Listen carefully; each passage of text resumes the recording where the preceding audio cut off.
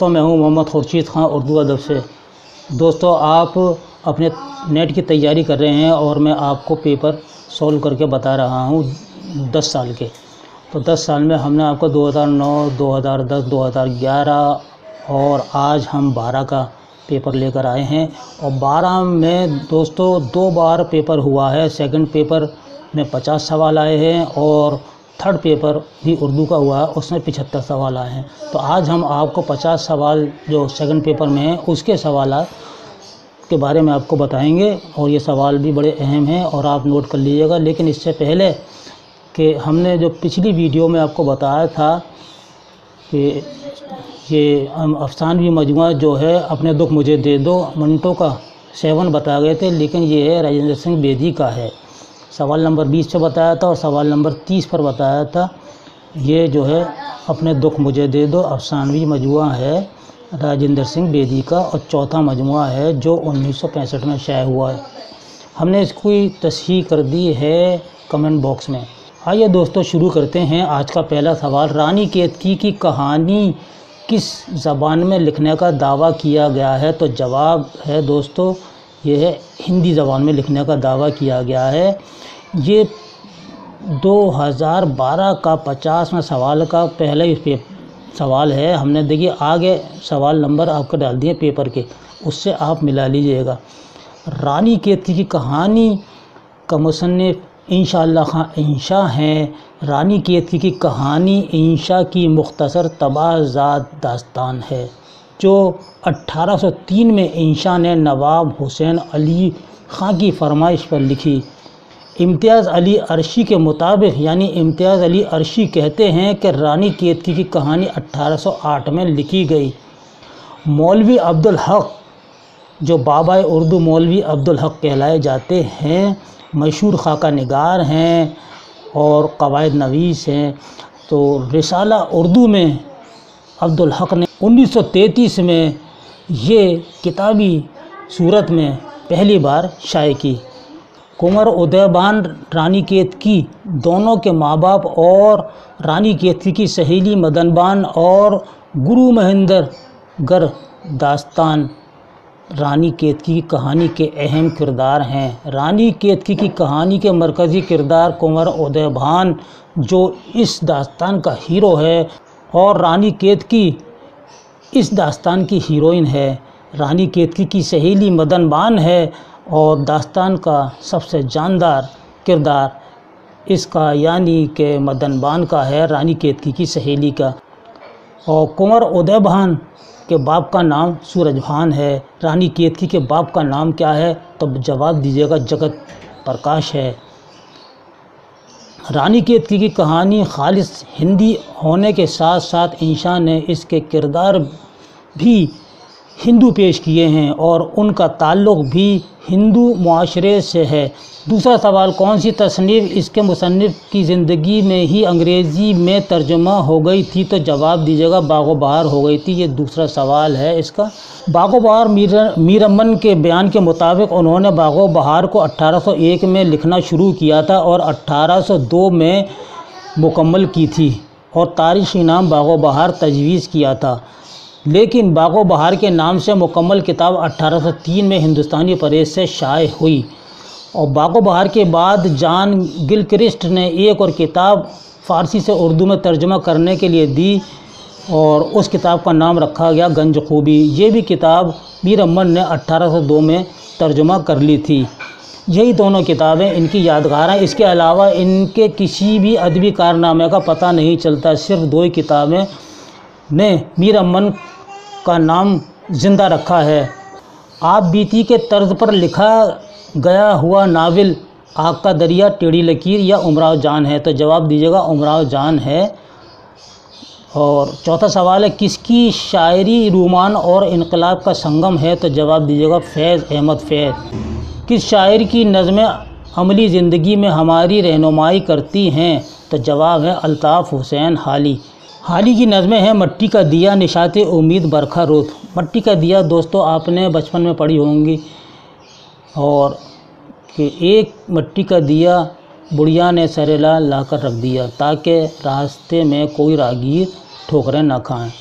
یعنی کہ ایسی نظمیں لکھی تھی جو ہمارے لیے نصیحت آمیز ہوں اور عملی زندگی میں ہماری رہنمائی کرتی ہوں۔ یہ الطاف حسین حالی کی خصوصیت تھی۔ چھٹا سوال ہے مجموعہ نظم کیا ہے؟ تو جواب ہے تذکرہ ہے۔ یہ 10واں سوال ہے، تذکرہ ہے۔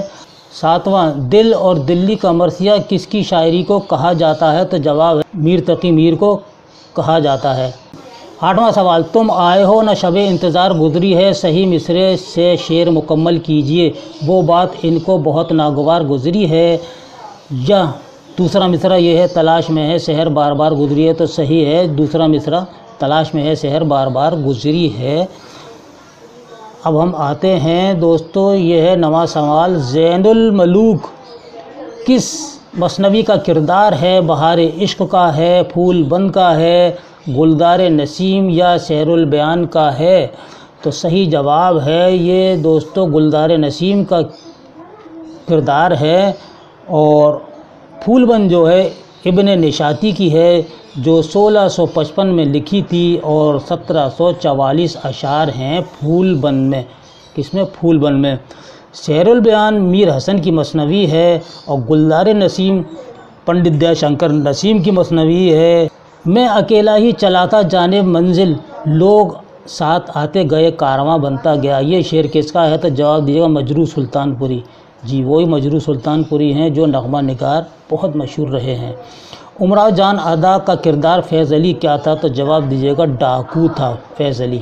امراؤ جان ادا 1899 میں شائع ہوا اور لوگوں کا کہنا ہے، محققین کا کہنا ہے امراؤ جان ادا اردو کا پہلا ناول ہے جو فن کی کسوٹی پر پورا کھرا اترا ہے۔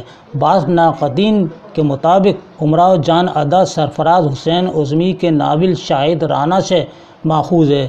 شاہد رانا 1897 میں لکھا گیا اور امراؤ جان ادا اس کے 2 سال بعد 1899 میں لکھا گیا۔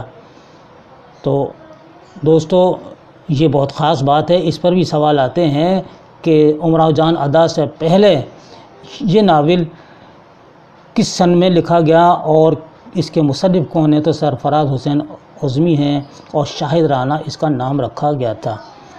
امراؤ جان ادا اور اس کے اہم کردار ہیں دوستو، یہ بھی میں آپ کو بتا دیتا ہوں۔ امراؤ جان ادا کے کردار خانم جان، بوا حسینی، بسم اللہ جان، خورشید جان، گوہر مرزا، نواب سلطان، رام دئی، فیض علی مولوی صاحب، نواب محمود علی خان، اکبر علی خان اور سب سے بڑھ کر خود امراؤ جان کا کردار بڑا اہم ہے۔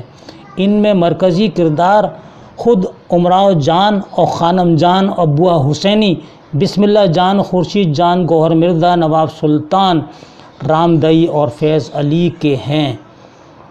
امراؤ جان اس ناول کی ہیروئن ہے اور سب سے زیادہ جاندار کردار بھی ناول کا یہی ہے۔ امراؤ جان ادا کے نسوانی کردار خانم جان، بسم اللہ جان، رام دئی، بوا حسینی اور امراؤ جان ہیں۔ مردانہ کردار یعنی آدمیوں کے جو کردار ہیں گوہر مرزا ہیں، نواب سلطان ہیں، فیض علی مولوی صاحب، نواب محمود خان، اکبر خان وغیرہ وغیرہ ہیں۔ اور تکنیک کے اعتبار سے امراؤ جان ادا کی کہانی بظاہر فلیش بیک میں چلتی ہے لیکن اس ناول کی تکنیک کے بیانیہ ہے۔ پریم چند کا افسانہ کفن پہلی بار کس ادبی جریدے میں شائع ہوا تھا؟ یہ ہمارا 12واں سوال ہے، تو جواب دیجیے گا جامعہ میں ہوا تھا، یہ 12واں سوال۔ اس کے بعد ہے مغل دور نے ہندوستان کو 3 چیزیں دیں، غالب، اردو اور تاج محل۔ یہ بات کس نے کہی یا یہ نظریہ کس کا ہے یا یہ قول کس کا ہے؟ تو رشید احمد صدیقی کا یہ قول ہے۔ داستان زبان اردو کس کی تصنیف ہے؟ تو جواب دیجیے گا شوکت سبزواری کی ہے۔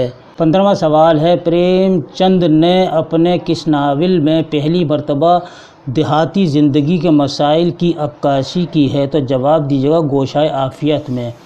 گوشۂ عافیت دوستو پریم چند کا چھٹا ناول ہے جو 1920 میں شائع ہوا۔ گوشۂ عافیت دیہاتی زندگی کے بنیادی مسائل، اس کا یہ موضوع ہے۔ ناول تو پریم چند نے بہت سے لکھے ہیں، منگل سوتر جو نامکمل تھا، یعنی ان کی زندگی میں پورا نہیں ہو سکا تھا، منگل سوتر ہے، اور آخری ناول جو شائع ہوا تھا وہ گودان ہے، جس میں ہندوستانی کسانوں کی بدحالی اور ان کی محنت کا استحصال ہے۔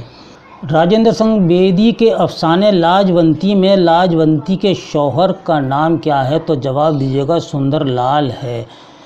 اور یہ افسانہ جو ہے راجندر سنگھ بیدی کا، اس کا موضوع کیا ہے؟ تو تقسیم ہند سے متعلق اس کا موضوع ہے۔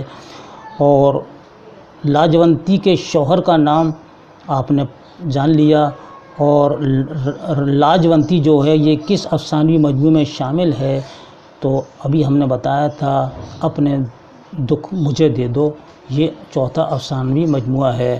2011 میں اس سوال کو پوچھا تھا سندر لال کس مشہور افسانے کا کردار ہے؟ تو جواب ہے لاجونتی۔ اب ہم اگلے سوال پر ہیں، ذیل میں سے کس نے مثنوی نہیں لکھی ہے؟ ذیل میں سے کس نے مثنوی نہیں لکھی ہے؟ خواجہ میر درد نے، سودا نے، یا میر تقی میر نے؟ تو جواب دیجیے گا دوستو کہ یہ ہے خواجہ میر درد، انہوں نے کوئی مثنوی نہیں لکھی ہے۔ سودا نے بھی لکھی ہے، میر تقی میر نے بہت سی مثنویاں لکھی ہیں، جیسے خواب و خیال، شعلہ عشق، دریائے عشق، اژدہا نامہ اور شکار نامہ وغیرہ وغیرہ میر تقی میر نے مثنویاں لکھی ہیں۔ 18واں سوال ہے، دیوان غالب کو الہامی کتاب کس نے کہا ہے؟ تو جواب ہے عبد الرحمن بجنوری نے۔ حیات لے کے چلو، کائنات لے کے چلو، چلو تو سارے زمانے کو ساتھ لے کے چلو، یہ شعر کس کا ہے؟ دوستو مخدوم محی الدین کا یہ شعر ہے۔ 20واں سوال ہے، نظم ساقی نامہ اقبال کے کس مجموعے میں شامل ہے؟ تو جواب دیجیے گا بال جبریل میں ہے، بال جبریل میں ہے۔ اور بانگ درا بھی ان کا شعری مجموعہ ہے، ضرب کلیم بھی ہے، اور ارمغان حجاز بھی علامہ اقبال کے شعری مجموعے ہیں۔ اردو کی ابتدا پنجاب سے ہوئی، اردو کی ابتدا پنجاب سے ہوئی، یہ کس کا نظریہ ہے؟ یعنی یہ قول کس کا ہے؟ تو حافظ محمود شیرانی کا یہ قول ہے۔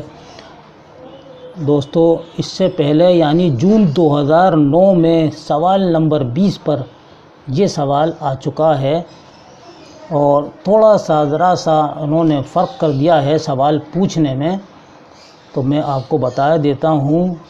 اردو پنجاب سے نکلی یہ نظریہ کس کا ہے؟ 2009 میں دسمبر والے پیپر میں یہ سوال دیا ہے، تو ذرا سا فرق کر دیا ہے لیکن بات وہی ہے۔ اب آئیے آگے چلتے ہیں۔ دیا شنکر نسیم کا تعلق کس دبستان سے ہے؟ تو جواب دیجیے گا لکھنؤ سے ہے، دیا شنکر نسیم کا تعلق لکھنؤ سے ہے۔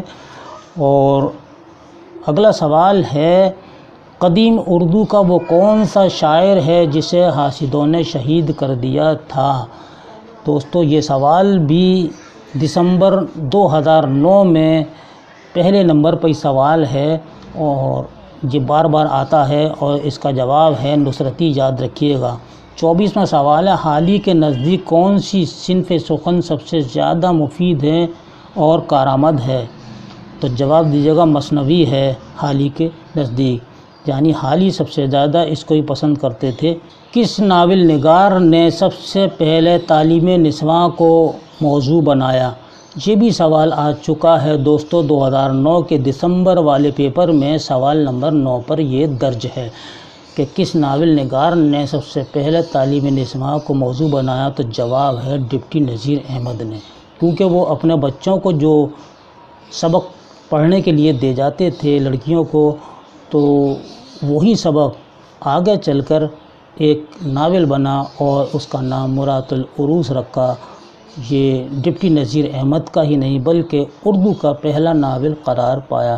دوستو یہ تھا ہمارا آج کا ویڈیو 2012 نیٹ کا سیکنڈ پیپر، جس میں 50 سوال تھے، اور تھرڈ پیپر بھی ہے اس کا جس میں 75 سوال ہیں۔ انشاءاللہ اس کو ہم آئندہ ویڈیو میں لے کر حاضر ہوں گے۔ اور جب تک آپ ان سوالوں کو یاد کیجیے گا، اور تب تک کے لیے اپنے بھائی خورشید خاں کو اجازت دیجیے۔ اللہ حافظ۔